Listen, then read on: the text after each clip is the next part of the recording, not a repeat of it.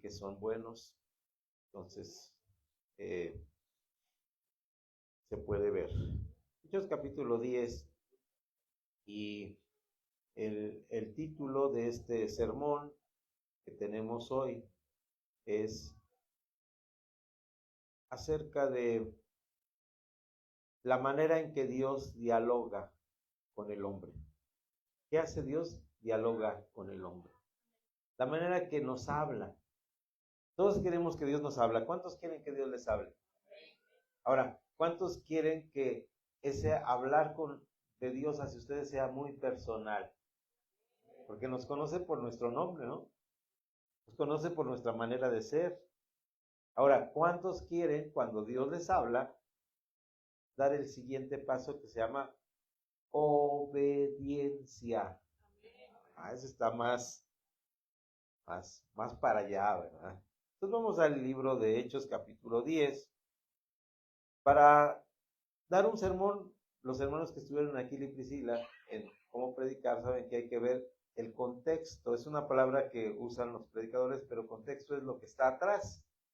Así como cuando usted va a una obra de teatro y ve el escenario y dice, mira, se trata de los 3 cochinitos porque hay 3 cositas, ¿verdad? Una de, ¿qué era? Paja, otra de palitos y otra de tabique, ¿no? Entonces dice, esta obra va a ser de los 3 cochinitos. El contexto es lo que nos tiene alrededor de nosotros.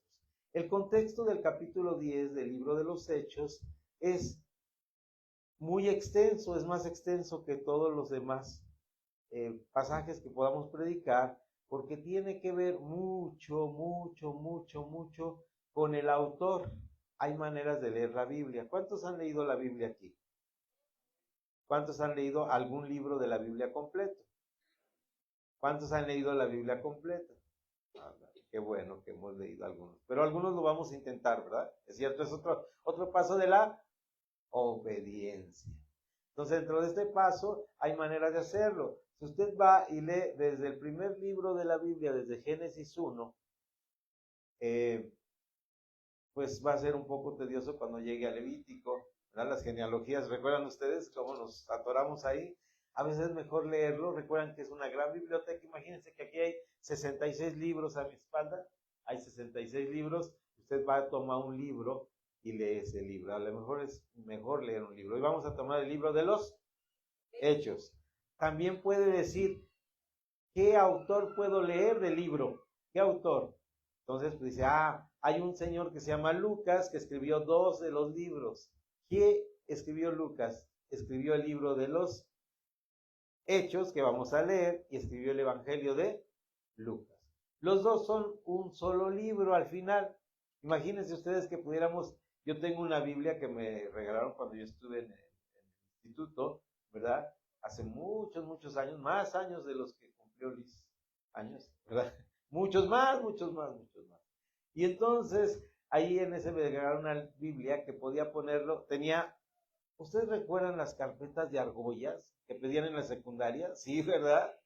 Y era un libro que podía deshojar uno y podía meterlo en una carpeta de argollas. Entonces podía juntar libros. Imagínense que ahora podemos juntar el libro de Lucas y el libro de los Hechos para leerlo junto, porque era un solo libro. Hay un primer tratado y hay un segundo tratado, ¿verdad? Ahora vamos a ver el libro de los Hechos. Sigamos adelante. ¿Cuál es el propósito del libro de los Hechos o el propósito del capítulo 10 del libro de los Hechos? Dios está guiando a la historia hacia un propósito universal. En el Antiguo Testamento, el propósito de Dios era salvar a un individuo que se llamaba Abraham y de ese individuo hacer una nación a la cual iba a guiar. Ahora, hay por ahí un tropiezo cuando un hombre llamado Jonás lo mandan a predicar a Nínive.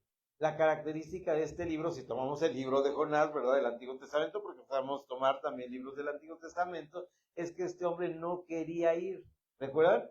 Y lo lanzaron del barco y se lo comió un gran pez. Cuando eran niños, los que estuvimos en la escuela dominical, pero un niño, y ¡cram!, se lo tragó, ¿verdad? Entonces este pez lo dejó en unas costas de la ciudad de Nínive. Y Nínive no era del pueblo de Dios. Y él no quería irlo por desobedecer a Dios, sino decía, es que tú solamente tienes que hablarle a los hijos de Dios. Tú solamente puedes salvar a Israel. Y tú me estás mandando a predicar, a salvar un pueblo que no es tu pueblo. ¿De acuerdo? Entonces, ¿cuál es el propósito de Dios? El propósito de Dios para la humanidad es para todas las personas. También para los que somos de Guadalajara. Sí, también para los que somos de Guadalajara. No importa que le vayan al Atlas, no importa que le vayan al Atlas. Es para todos. ¿De acuerdo? Es el propósito que tenemos aquí. Entonces, el mensaje central es ese. Punto número 1.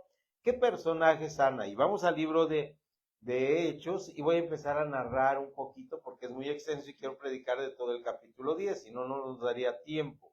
Entonces voy a empezar un poquito y dice, había en Cesarea un hombre llamado Cornelio, centurión de la compañía llamada La Italiana. Bueno, aquí tenemos el primer personaje que se llama Cornelio. Como a todos se nos olvida en los exámenes, si se quiere sacar 10 en el examen, porque va a ser examen al terminar la predicación, ¿están listos con su papel y lápiz para el examen al final? Ay, se sintió un hoyo en el estómago, ¿verdad? Cada que nos den exámenes se siente algo chistoso acá. Bueno, no va a haber examen, pero quiero que recuerden el nombre del personaje primero. ¿Se llamaba? Cornelio. Yo, como soy muy olvidadizo y me olvido de cosas, me acuerdo que era del ejército. Y en el ejército hay coroneles, ¿verdad? Hay coroneles. Y este señor se llamaba el coronel Cornelio, ¿verdad? Cornelio. Y este era centurión. Ahí tenemos este primer características. Las características generales, se las empiezo a contar para no leer todo el capítulo, es que este señor Cornelio era romano, pero además nos dice ahí en los versículos que están, y pueden pasar a vuelo de pájaro su vista, era piadoso, temeroso de Dios, buscaba a Dios. Esas eran sus características de Cornelio. Era romano, era coronel o soldado, y era temeroso de Dios. El siguiente personaje se llamaba Pedro. Todavía estamos en el capítulo 10. Pablo empieza hasta el capítulo 12, aunque ya había aparecido ahí en el 9, ¿verdad? La conversión de Saulo de Tarso, pero estamos con un señor que se llamaba Pedro. ¿Cuál era el oficio de Pedro original? Pescador. ¿Y lo hicieron qué? Pescador de hombres. Correctísimo. Bien, un punto para la hermana, por favor. Entonces ahí vamos bien en la clase. Entonces ya tenemos él que era apóstol, y él recibe una visión. Eso es muy interesante. Él recibe una visión en el capítulo 10.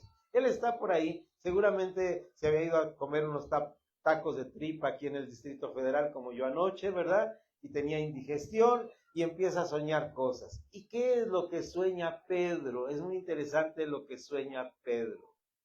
Pedro sueña algo muy interesante. Pedro sueña que él está dormido y tiene hambre, ¿verdad? Y cuando tiene hambre ve un lienzo donde hay muchos animales. Y esos animales para el pueblo de Dios es de los llamados inmundos, porque ellos tenían una ley en el Antiguo Testamento donde les permitía comer algunas cosas y algunas cosas no. Y hay una ley ahí en el Levítico que dice, le ves la pata, se la levantas, si tiene pezuña hendida, te lo comes.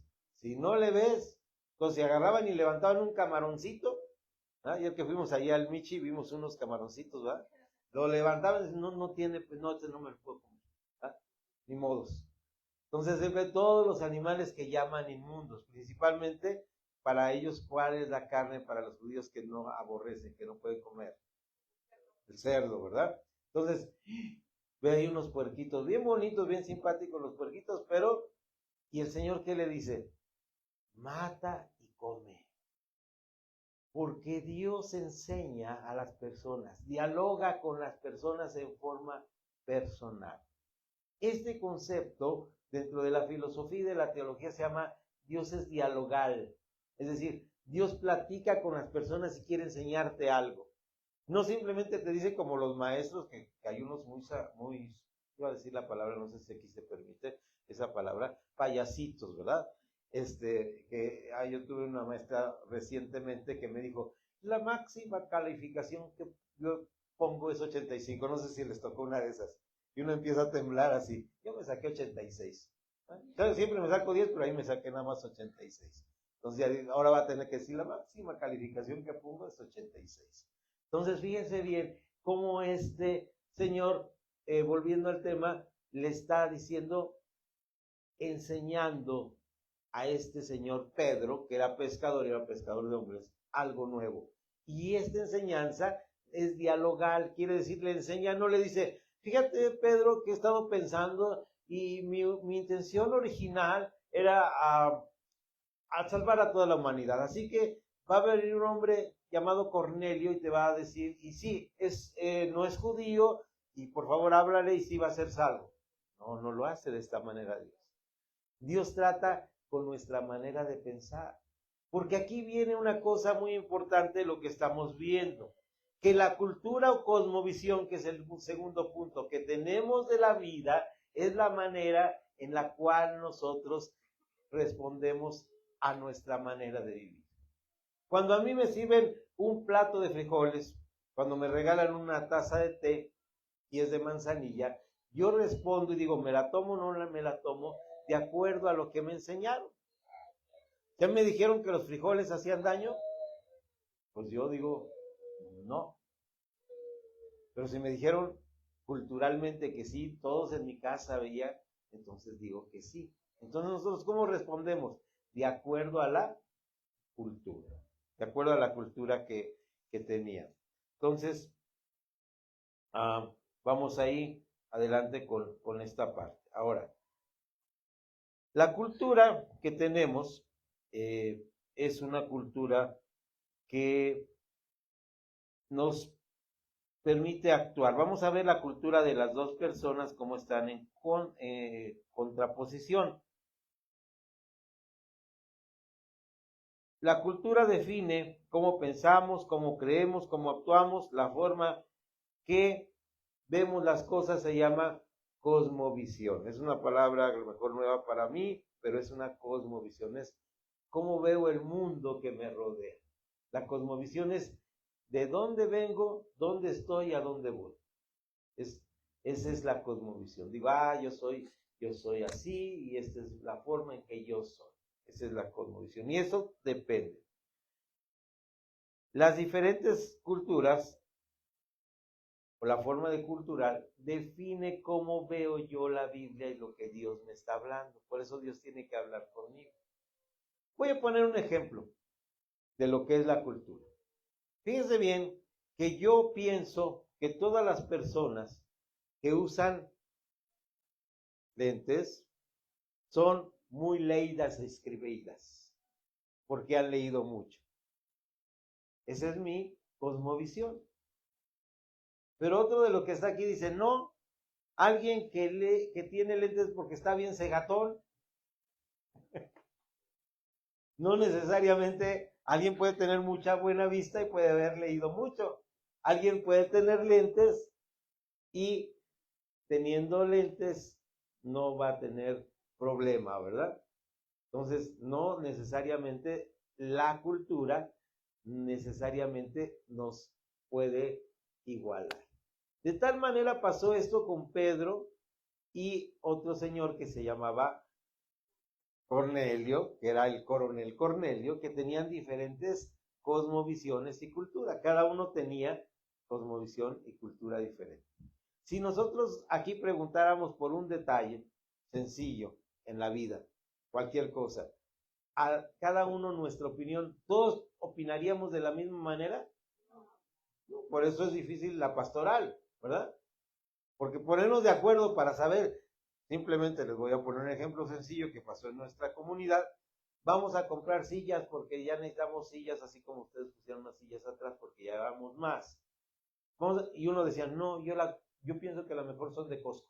No, yo pienso que las mejor son de Mercado Libre. Y estábamos 3 horas peleando ahí por cuál es la mejor. Porque cada uno teníamos nuestra propia cosmovisión de las cosas, ¿de acuerdísimo? Cada uno pensábamos diferente. Cuando nosotros vamos a la Biblia y queremos que Dios nos hable, cada uno de nosotros pensamos de manera diferente. Vemos de manera diferente. Estas dos personas estaban enfrentando. Cornelio, por un lado, tenía la cultura judía, donde había normas, formas estrictas de pensar, y esa era su cultura. Esa era su cultura. Mientras el otro era un romano que tenía una cultura muy diferente. La cultura de la otra persona era una cultura en la cual él tenía que obedecer solamente ¿a quién? Al César. Pero tenía que ganarse el cielo haciendo cosas buenas, ¿verdad? Eran dos culturas, porque él dice, daba muchas ofrendas para que estar bien con Dios. Ahora, curiosamente, ninguna de las dos culturas tenían que ver con el propósito de Dios. Aunque los dos, fíjense, uno había andado con Jesús, ¿se dan cuenta? Era un medio rebeldón, ¿no? El discípulo Pedro, pero era uno que había andado con Jesús. Vamos a decir, era como decir ahora el hermano Nahum. Había andado con Jesús durante algunos años y ahí estaba él y caminaba, pero su cultura le impedía ver el propósito de Dios. ¿Mi cultura me impedirá ver el propósito de Dios? Tristemente sí. Aunque traiga una bibliota, que tiene letra grandota, aunque diga que soy cristiano, aunque predique, mi cultura y mi forma de ver las cosas, el otro hacía cosas buenas. ¿Qué estaba de moda entre los romanos que iban allá a Jerusalén? Lo que estaba de moda es, iban a Jerusalén, ahí dice Jerusalén, ¿verdad? ¿Qué quiere decir? Casa de paz. Ahí están, en Jerusalén, y ellos dicen, ay, mira qué bonita religión es esta. De repente yo voy a Jerusalén, que se llama la internet. Ay, esa predicación, eso debe ser muy cristiano. No necesariamente, es cultura y es moda. No necesariamente es lo que Dios quiere revelar a mi vida, porque Dios trabaja en forma personal. ¿Se dan cuenta? Ahora bien, vamos en este momento a ver cómo hay algo que de la cultura se nos mete. Voy a poner un ejemplo. Este ejemplo es medio fuerte, pero quiero que lo entiendan. Yo tengo aquí esta Biblia que es la Reina Valera, ¿verdad? Que es palabra de Dios. Yo lo creo así. Yo nací, crecí, yo soy desde mis abuelas, papás, cristiano, ¿verdad? Ahora tengo mis hijas, son cristianas, tengo mis nietas, son cristianas. Y todos hemos leído la palabra de Dios. Pero por aquí, más adelante, en cualquier parte donde habla esta Biblia, puedo haberla subrayado, puedo haber anotado una rayita aquí. Pero esta rayita no es parte de la palabra de Dios, ¿verdad? Estamos de acuerdo en eso.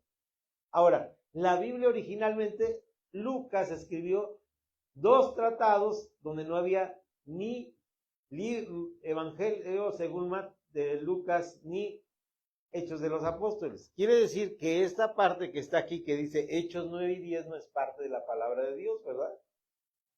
¿No? Ahora, 1200 años después le pusieron el capítulo 10. Quiere decir que el capítulo 10 no es parte de la palabra de Dios.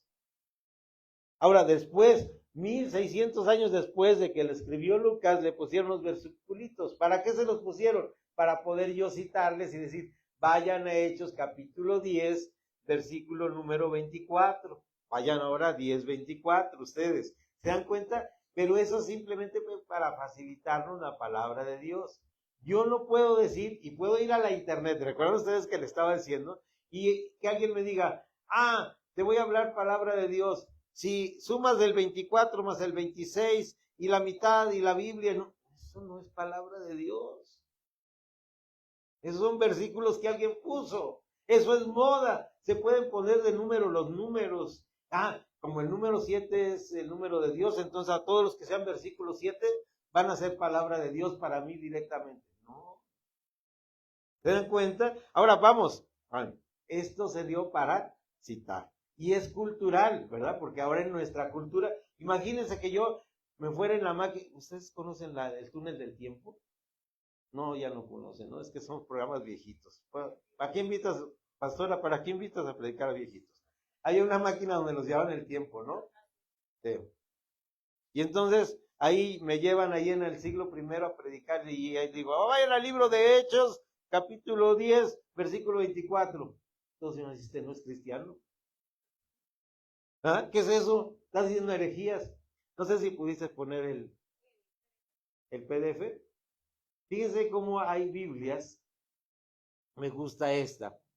Porque en esta Biblia vamos a ver que es un libro, ¿verdad? Vamos a la última, a la página 103. Ahí voy para abajo. Fíjense, 2, 6 y 7 es la segunda parte, es el capítulo, en la segunda parte del libro. Pero ahí no hay problema.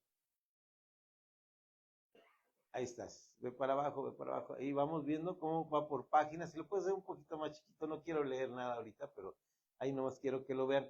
Ahí vean cómo este libro no tiene los versículos. Ve un poquito más abajo. Ahí vamos bien. Vean, 2.8, la persecución y la expansión del evangelio. Sigue bajando y nos vamos a detener donde yo te diga. Sigue bajando, ya vamos, ve más páginas, vamos hasta la 113 me hace. Ya vamos en la 100, ahí vamos más despacito, por favor, please. Ahí vamos, ahí, al siguiente página, ahí nos vamos a parar. Vean ustedes, ahí nos vamos a parar. Un poquito más abajo. Ahí nos vamos a parar. Dice, cuando llegó a Cesarea, Cornelio, lo esperaban con sus familias y amigos cercanos. ¿Quién lo esperaba? Pues el centurión.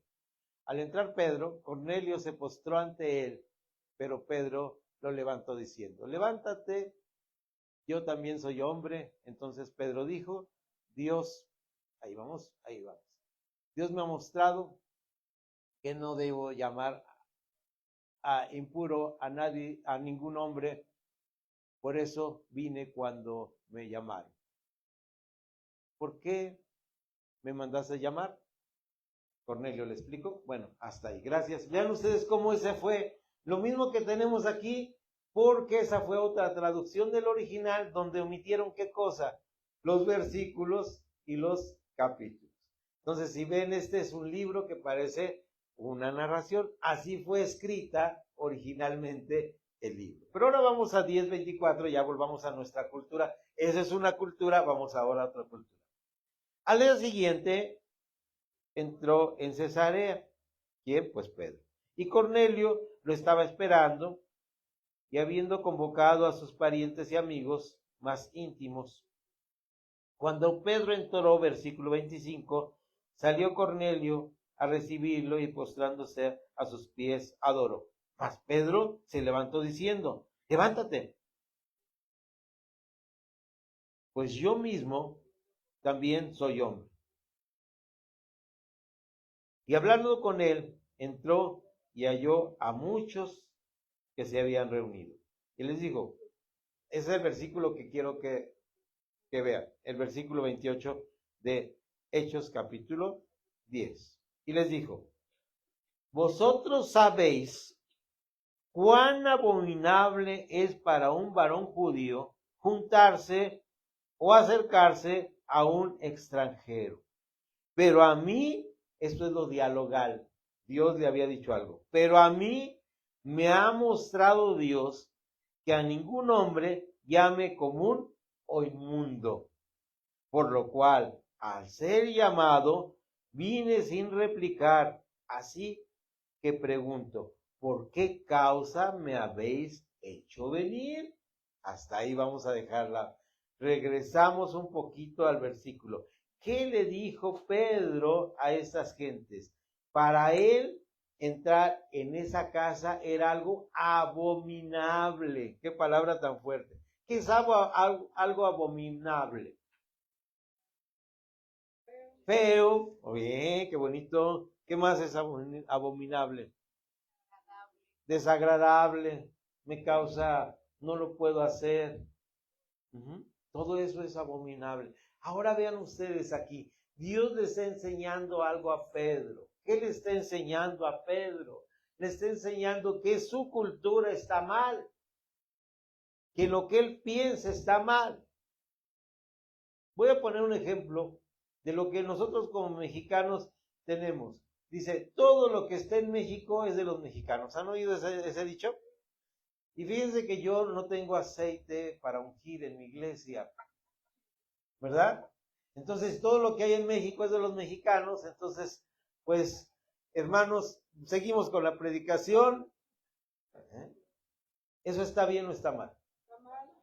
Porque la palabra dice, no robarás. Pero la cultura mexicana nos dice, aquí hay que ganar ventaja.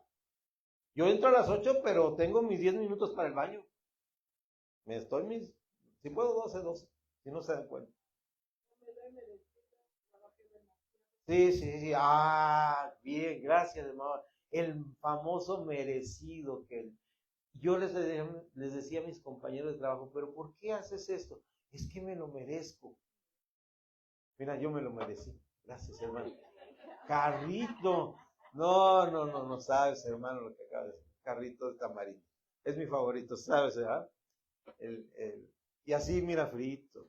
No. Qué barbaridad. La tentación. Bueno, sigamos adelante, no nos salgamos. Volvamos al tema porque el tiempo corre. Me dijeron que a las 12:30 se abría aquí una puerta y que hay uno abajo. Entonces, se acaba el chance. Entonces, vean, las culturas afectan.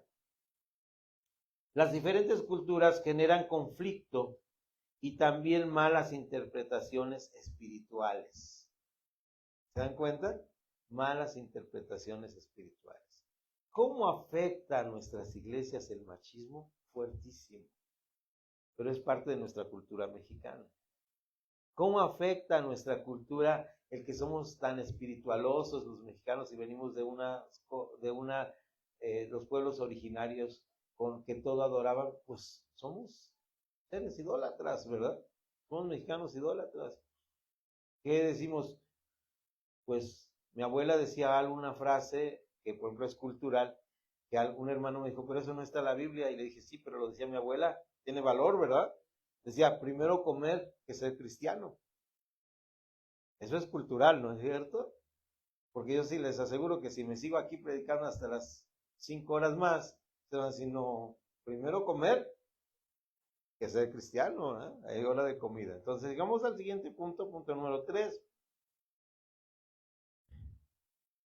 Dios reeduca al ser humano. Aunque tenemos una cultura y tenemos formas de pensar diferentes y cada uno choca contra la manera que es Dios, Dios reeduca al ser humano. Desde el Génesis, Dios corrigió la manera de pensar del ser humano. No vamos a ir ahorita a esa parte, pero vamos a mencionar las partes donde tienen referencia a esto. Es Génesis capítulo 3. ¿Qué hace Dios en Génesis capítulo 3? Bueno, lo que hace es poner al hombre en un huerto, les dice que no deben comer de un fruto, pero el hombre ¿qué hace? Pues va y lo hace. Y el hombre cuando se ve desnudo, lo que hace es carrito de tamarindo, ¿verdad? Y entonces, no, yo no me lo tomé. Hace unos días un hermano y su esposa es una hermana fiel y están en nuestra colonia y entonces van caminando del súper, salen del súper, yo venía con mi esposa de haber comprado un lugar más lejano y me dice mi esposa, ahí viene Ana y su esposo. Y su esposo, no, para que no se grabe, no dije nada. Y su esposo, y traía un jarrito de tamarindo, pero de otro color, en la mano. Y el hermano cuando nos ve así de lejos, bueno, es medio hermano cercano, es un buen hombre, Pedro. Ay, se está grabando, espero que no. Bueno. ¿Saben qué hace? Aquí abajo. Como es un cristiano bebé.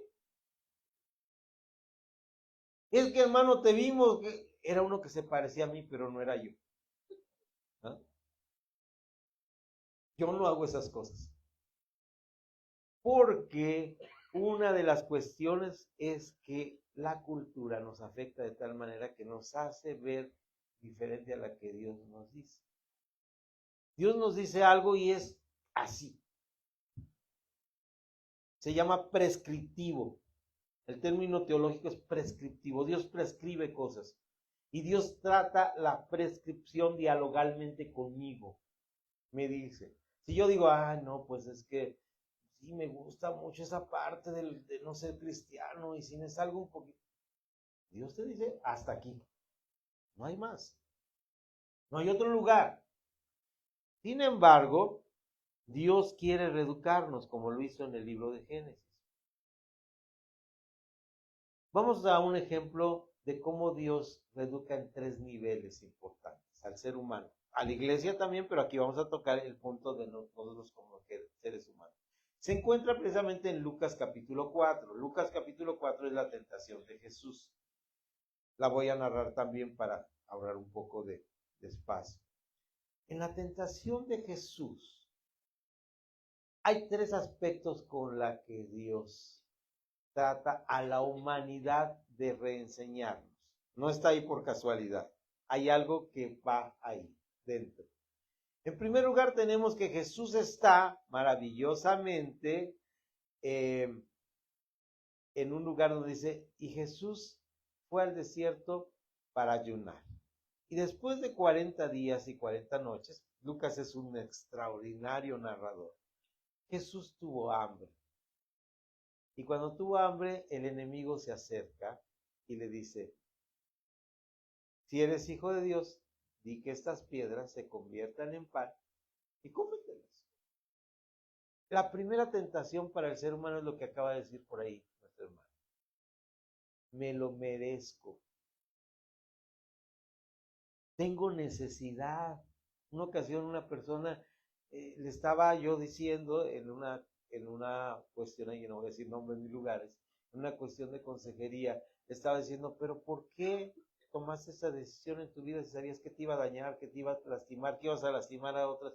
Es que yo tengo mis necesidades. Y yo también. Yo amo el jarrito de tamarindo, ¿verdad? Pero no por eso vivo con un jarrito de tamarindo en la mano. Y yo sé que esto tiene 2 sellos. Y aunque no soy diabético, no quiero llegar a hacerlo.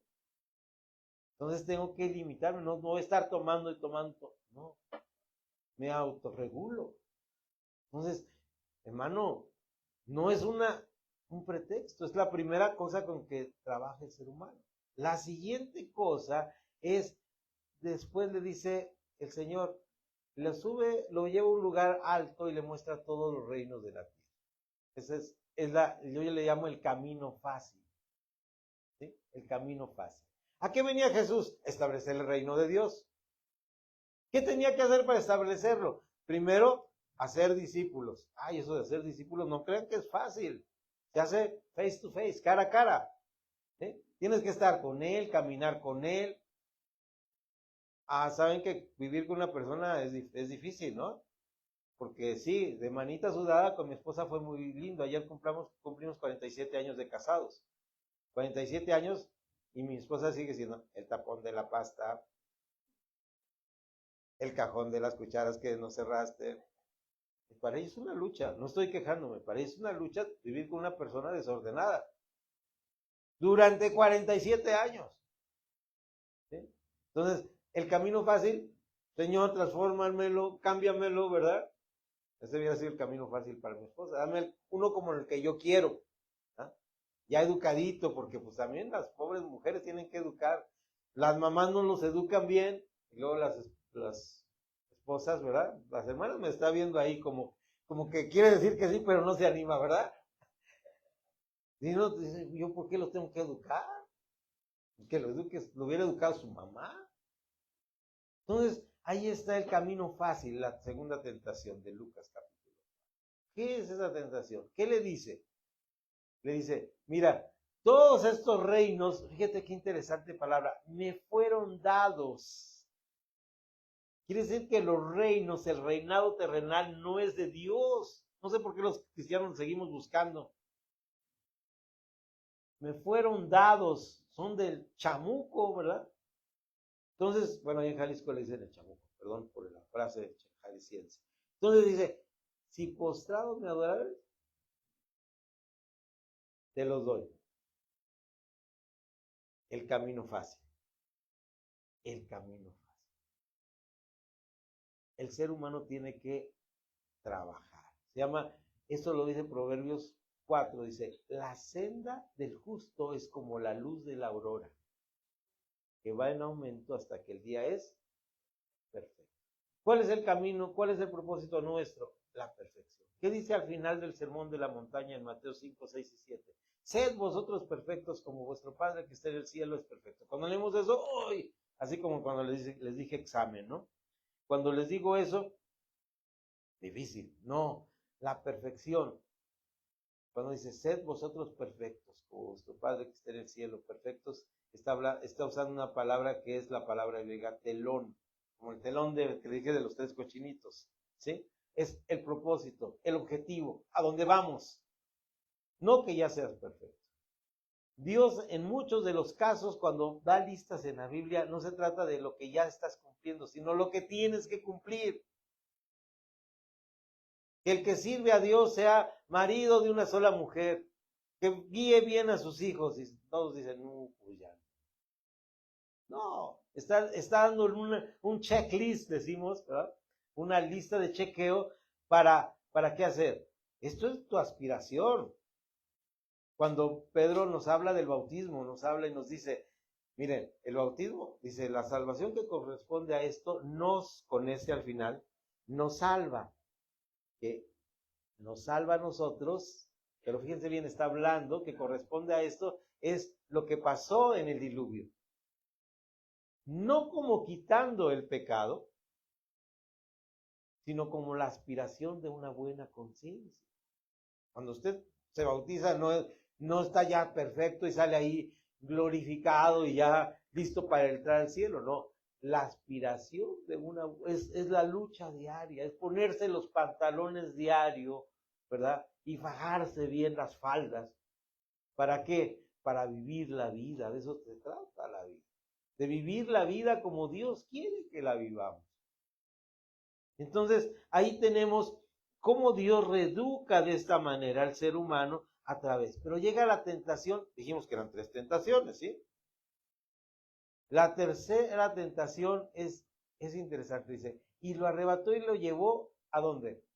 Al pináculo del templo, a Jerusalén, el pináculo del templo, lo máximo que es de la religión judía que estaba en ese momento. Eso me gusta mucho. ¿Saben por qué? Porque la religión se convierte en un obstáculo para la enseñanza de Dios en nuestras propias vidas.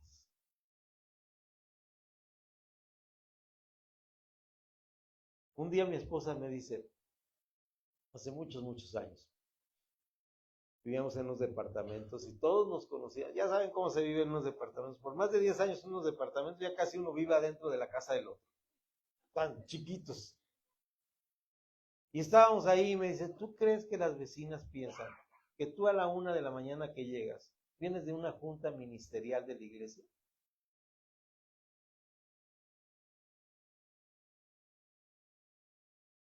Y yo iba a la iglesia. Y era trabajólico y trabajaba mucho, iba a la iglesia y 1000 actividades. Y un día, cuando mi niña mediana, Keren, entró a sexto, lo primero que hizo fue hacerme una cartita que decía, papá, te estuve esperando, pero ya tenía mucho sueño. Por favor, llega más temprano. Y era por estar en la iglesia, hermano. Porque la religión no es un pretexto para no ser un ser humano completo y cabal. Para seguir en el tercer paso de escuchar a Dios, de querer escuchar la voz de Dios y dar el paso de la obediencia. ¿De acuerdo? Entonces, este es el ejemplo de Jesús aquí en lo que estamos viendo. Los 3 casos. En Hechos capítulo 10, Dios corrige la visión de Pedro y de Cornelio.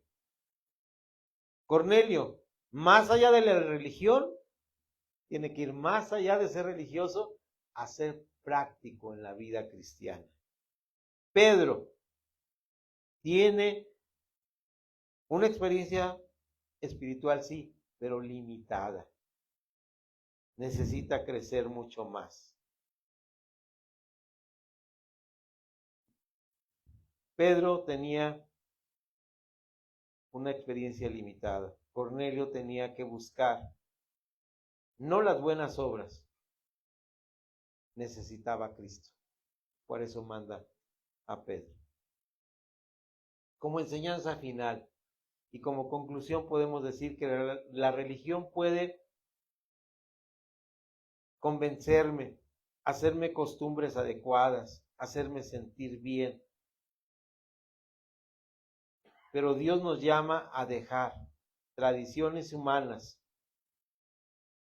Aquí voy a dar un ejemplo. ¿Saben qué día es hoy? Además de ser domingo y que estamos aquí en la iglesia. 28, Domingo de Ramos. Qué experiencia tan emocionante y tan bonita. ¿Verdad?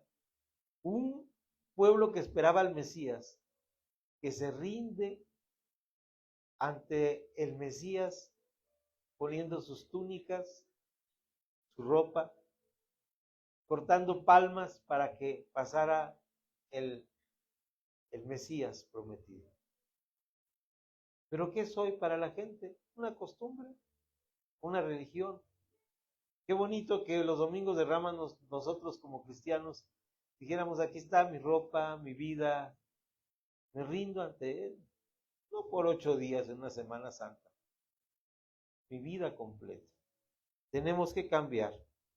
Dios nos llama a dejar tradiciones humanas, ideas culturales limitadas, modas cristianas, a vivir la cultura del reino, ya que la idea central de Dios al dialogar con nosotros es que como seres humanos podamos ser transformados para vivir en la eternidad.